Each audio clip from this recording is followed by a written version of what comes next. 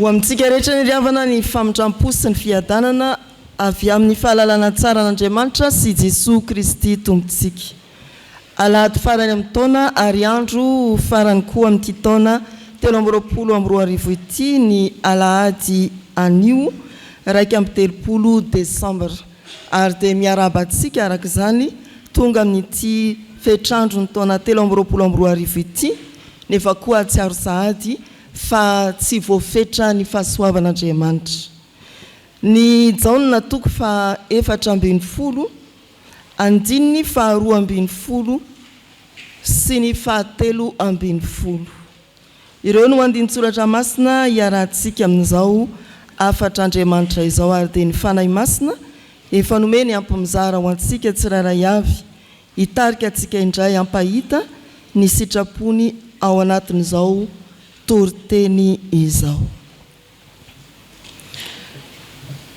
Teboka farany amin'ny fiarahan'i Jesosy sy ny mpianatra no mivoatra eto amin'ity toko fa 4 ity. Ny dindinika izay nataon'i Jesosy mialoha ny ialany eto amin'izao tontolo izao.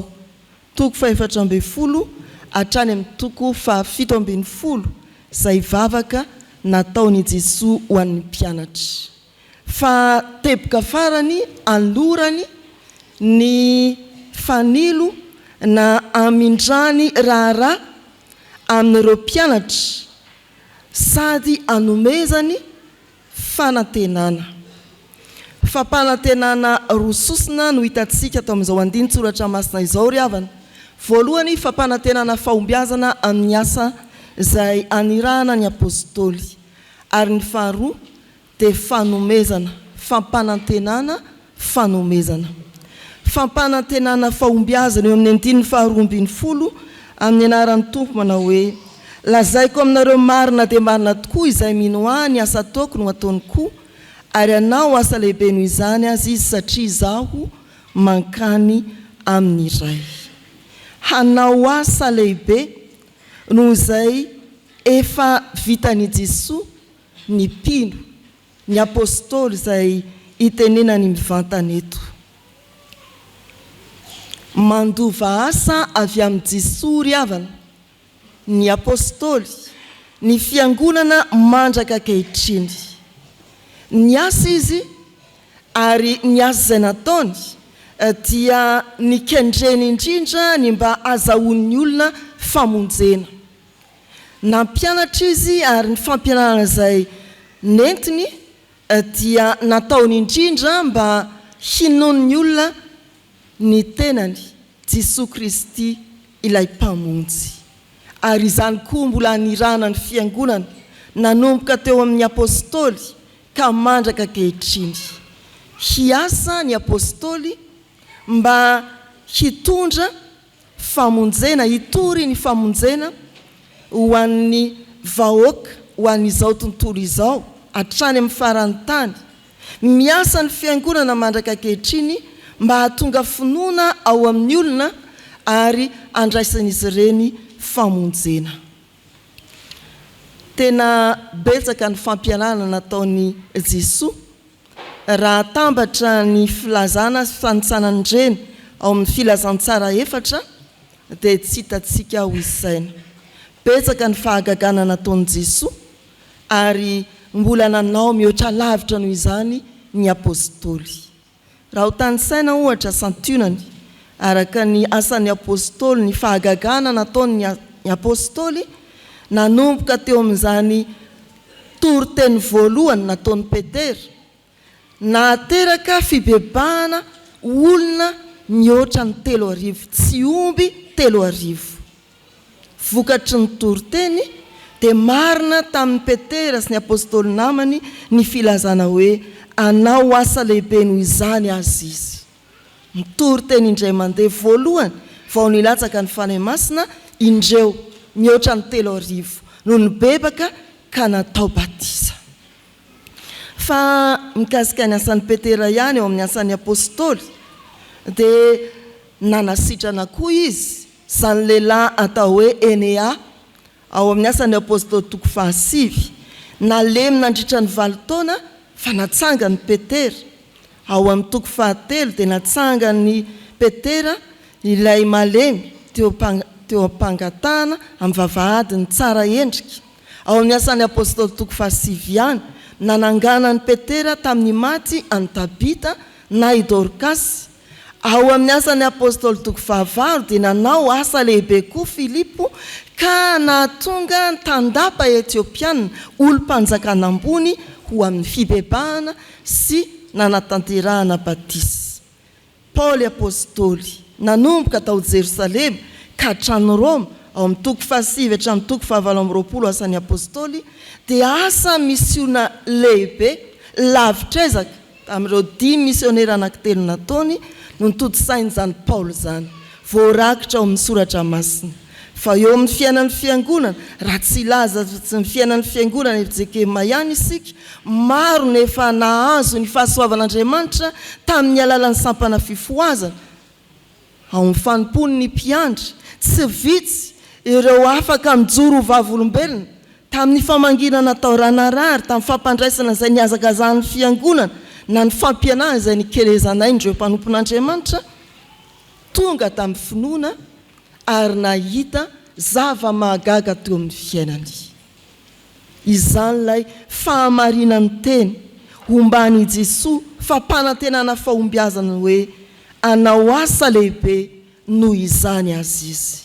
Ry havana malala, rehefa mandeha ny fiainan'ny fiangonana, tonga ny amin'ny faraparan'ny taona ka manapaka tetikasa na tetiboly, vao tamin'ny heriny sika nanapaka tetiboly, dia misy ny fenorisposahady sy fanantenanany hoe andeha isika izany, ireo no androsotsika amin'ny taona manaraka. Misy kosa mieritreritra hoe inona ihany ty fiangonana mahita atao lavity e, mamorona asa tsy misy farany. Misy mieritreritra hoe miasa ny fiangonana fa tsy hita izay vokatry ny asany. Miamtombo azy ny faharatsiana eto amin'izao tontolo izao. Fa misy koa tokantrano kristiana na kristiana tsirairay miravoravo tanana ka mieritreritra tsy havita n'inona intsony na hijoro vavolombelona fahazato faharivo eo ary ianao any amin'ny toerana misy anao, any amin'ny tokantranonao, any amin'ny toeram-piasana, any am-pianarana. Efa donto ny sain'ny fiarahamonina. Fa eo anatrehan'izany ry havana, teboka toa mamarana ny herin'ny fiangonana arak'izay fieritreretan'ny fiangonana azy, amin'izay eritreretan'ny kristianina sasany azy, amin'izany indrindra isika tao anatiny ity 30 Desambra ity no ilazana fampanantenana fahombiazana, ndeha hiasa ho amin'ny taona ho avy ka handray ny fahamarinany teny Tompo hoe hanao asa lehibe noho izany azy izy. Ny asa ataoko no ataony koa, hanao asa lehibe noho izany azy izy. Ianao kristianina, isika fiangonana, na ato anatin'ny fiangonana na ny ivelan'ny fiangonana, tsarovo ny tenin'ny Tompo hoe izay mino aho, ny asa ataoko no ataony koa, ary ianao asa lehibe noho izany azy izy, satria izao mankany amin'ny ray. Lasa i Jesosy Kristy niverina any amin'Andriamanitra ray, fa manohy ny asany kosa isika mandra-piaviny. Ndeha hiasa nampanantena fahombiazana i Jesosy Kristy, asa lehibe no vitantsika. Ho ny soratra masina izay teny mbola hivelomantsika, mamaraparana ny tao-piasana 4 ho an'ny Fjkm. Miorena tsara, aza miova, mahefa be mandrakariva amin'ny asan'ny Tompo, fa tsy foana tsy akory ny fikelezanareo aina ao amin'ny Tompo. Ikely aina fatratra tokoa isika, tsy hitandro asasarana na vola mankareny ho amin'ny fitoriana ny filazantsara, satria mampanantena fahombiazana asa lehibe no izay vitany tetỳ anivon'izao tontolo izao i Jesosy Kristy. Fa ny andiny ny 7 dia fampanantenana fanomezana. Hoy ny soratra masina amin'ny anaran'ny Tompo. Ary na inona angatahinareo amin'ny anarako dia ataoko izany, mba hankalazana ny ray eo amin'ny zanaka. Na inona angatahinareo amin'ny anarako dia ataoko izany, mba hankalazana ny ray eo amin'ny zanaka. Amin'izany tenin'i Jesosy zany dia azontsika eritreretina ambarany hoe miankidoha amin'i Jesosy isika ray izay mangataka amin'ny anarako. Ny faharoa mifamatotra sy mifaningotra amin'ny Jesosy ny fiainantsika. Tsy afaka miala amin'ny fiainan'i Jesosy ny fiainantsika, amin'ny anaran'i Jesosy ny fiainako sy ny fiainanao. Ary ny fahatelo izay entina amintsika eto dia ny hoe mandray atanana ny fangatahana ataontsika i Jesosy. Ny teny hoe ataoko izany dia midika hoe raisiko an-tanana ilay fangatahanareo, toy ny olona anankiray izay manana tombo mipahasoavana manokana eo anatrehany manam-pahefana afaka hanome zavatra, dia miteny amin'ny namany na miteny amin'ny sakaizany hoe ento aty ilay fangatahana fa entiko an-tanana any amin'ilay manam-pahefana hanome. Izay ny hevitry ny hoe hataoko izany, raisiko an-tanana ny fangatahanareo ary entiko ao amin'Andriamanitra. Fa ny heviny faharoa koa dia ny hoe tanterahiko ny fangatahanareo. Teny fampanantenana ho an'ny apôstôly amin'ny fampielezana ny filazantsara. Ino no angatahinareo? Ahatotoza ny fampielezana ny filazantsara, fa raisiko an-tanana ny fangatahana, tanterahako ny fangatahana. Fa marina amintsika kristiana rehetra koa izany ry havana, izay manohy ny asa sy ampirisihana hiasa araka ny voalaza teo. Inona no angatahintsika amin'ny tompo mba havitana ny asan'Andriamanitra? Manomboka amin'ny toko 412 hatrany amin'ny toko 9:10 dia averimberin' Jesosy mandrakariva izany teny izany. Inona angatahinareo? Eo amin'ny toko 10:17 dia hoy ny soratra masina amin'ny anaran'i Jesosy: raha miray amiko ianareo ka mitoetra ao anatinareo ny teniko dia angatao izay tianareo na inona fa ho tonga aminareo izany. Ny andininy 9:10. Tsy ianareo no nifidy ahy fa izao no nifidy anareo ka nanendry anareo mba handese amo ary mba hareta ny vokatrareo mba homeny ny ray anareo izay rehetra angatahanareo amin'ny anarako na inona. Ary ao amin'ny toko 9:20 andininy 7:20 dia hoy ny soratra masina: ary amin'izany androany dia tsy anontany ahy na inona ianareo, lazaiko aminareo marina tokoa fa na inona angatahanareo amin'ny ray dia homena anareo amin'ny anarako izany. Fampanantenana, fanomezana, vary ny vavaka ataon'ny apôstôly, ataon'ny fiangonana ho amin'ny fahombiazan'ny fitoriana ny filazantsara. Ary io rehefa mamaky ny Jaona toko 4:20 isika, raha tsy hijery afa-tsy ny andininy 10:20 izay manaraka akaikeo, dia tena ny fanomezana ny fanahy masina no ambaran'i Jesosy. Angatao ny fanahy masina ho fahombiazan'ny fitoriana ny filazantsara, ho fahombiazan'ny asan'Andriamanitra, fanome an'izany i Jesosy. Dia ry havana ho jerentsika kely ny Luka toko 2:10 andininy 2:10 hatramin'ny 7:20.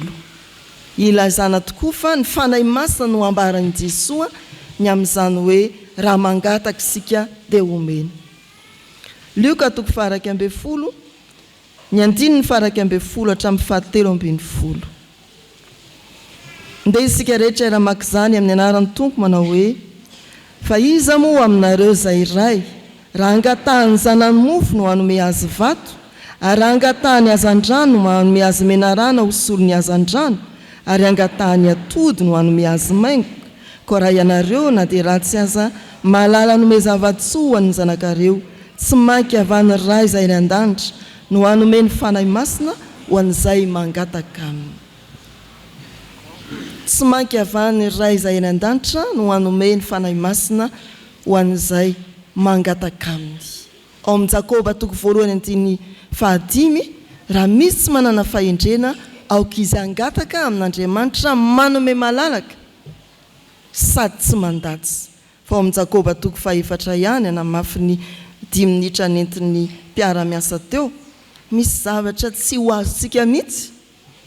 Ny ambaran'ny Jakoba toko 4:7 dia ny hoe amin'ny anaran'ny Tompo: mangataka ianareo nefa tsy mahazo ihany satria diso fangataka mba olana inareo amin'ny filanareo. Ry havana malala rehetra ao amin'ny tompo mangataka isika ary asain'ny tompo mangataka malalaka. Amin'izao andro 1 Desambra izao, inona reny mba eritreretinao angatahana amin'ny Jesoa ho tafita sony rahampitso taona 420 dia ninona? Misy mety eritreritra hoe mba mangataka asa amin'izay Jesoa, na mangataka vady amin'izay Jesoa mba efa mandroso ny taona, na mba mangataka ny fahasalamana Jesoa efa ela ny aretako fanaintainany. Tsisy ratsy zany ary tsy diso isika fa tenin'ny tompo hoe ninina angatahanareo saingy sahoadino hangataka isika ho amin'ny fahombiazany fitoriana ny filazantsara, dia angataka indrindra ny fanahy masina, lay fanomezana tsy hain'izao tontolo izao omenantsika. Angataka indrindra ny fanahy masina hoenti mamakivaky indray ny asa ampanaoviny Jesoa antsika ary ananantsika fifaliana mandritra ny taona mbola hifandimby. Raha ireo soratra masina roa ireo manoloanantsika tamin'ity anio ity no asaina ifidiananao, dia iza amitianao? Lay fanomezana fahombiazana anao asa lehibe sa lay hoe fanomezana valim-bavaka? Mety tonga dia any amin'ilay toko 17 mangataka dia omena azo valim-bavaka, fa tsy misy mihitsy ikiry hoe ao amin'ilay toko 19 mba hiasa ho an'ny tompo fa matotra nefa ireo andinitsoratra masindreo ry havana. Ny fahafahantsika miasa ary anao asa lehibe noho izay nataon'ny tompo dia ny fanomezan'Andriamanitra antsika ao amin'i Jesoa Kristy, ny fanahy masina, fanomezana tsy hain'izao tontolo izao omenantsika. Ampifamatory azavela anday irery ireo andinitsoratra masindreo, ndeha isika andray fampanantenana ety ampamaranana ny taona, fampanantenana fahombiazana ho an'ny asan'ny fiangonana, fampanantenana fanomezana ny fanahy masina ahazona manao ny asan'Andriamanitra. Dia ivelomantsika izany teny izany, angataka isika mba azo hiasa anao asa lehibe mihoatra nohizay vitan'ny tompo amin'ny alalan'ny fanahy masina izay omeny ao amin'i Jesoa Kristy. Mandihana ry havana hamakivaky izao 1 Desambra izao, isaintsaina izay mbola asa ataontsika amin'ny taona maro hifandimby ary atoko fa manome ny tompo ampy mizara ny fanahy masina. Amen.